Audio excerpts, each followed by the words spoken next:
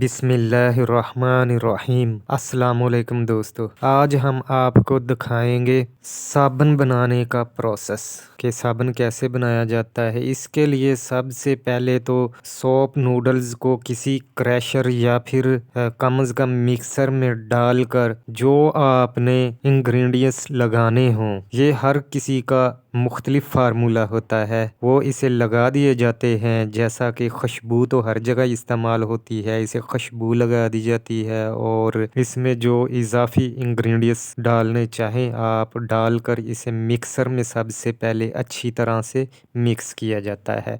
اس کے بعد آ جاتے ہیں اس مشین کی طرف جو آپ کو یہ پلاڈر نظر آ رہا ہے۔ پلاڈر سے نکلنے کے بعد آپ کو اس طرح کا راڈ ملے گا۔ ہاں، اگر آپ ملر مشین یوز نہیں کرتے تو آپ کو بار بار پلاڈر استعمال کرنا پڑ سکتا، موٹی باریک اور اس سے باریک یہ آپ کو جالیاں چینج کرنی پڑیں گی۔ تو پھر اس کے بعد اس راڈ کو کٹر کی مدد سے کاٹ لیا جاتا ہے۔ کٹر پر آپ کے یہ جو صابن ہے اس کا سائز فکس ہوتا ہے، یہ آپ کو خود سے کرنا پڑتا ہے۔ آپ جتنا چاہیں ویٹ کر کے اپنا سائز فکس کر سکتے ہیں۔ تو اس کے بعد دوستو نمبر آ جاتا ہے ڈائی کا۔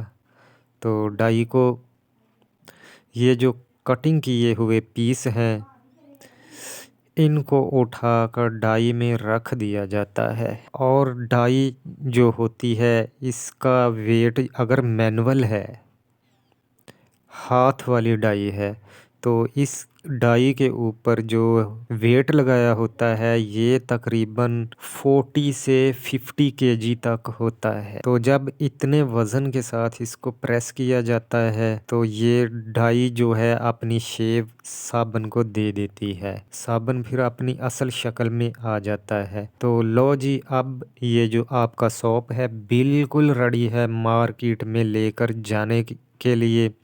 اسے پیک کریں اور اپنے کارٹ تیار کریں، لوڈ کریں اور مارکیٹ کی طرف جا سکتے ہیں۔ تو دوستو آج یہی مختصر سا پروسیس آپ کو دکھانا تھا۔ اب ہم ملیں گے اگلی ویڈیو میں۔ اللہ حافظ۔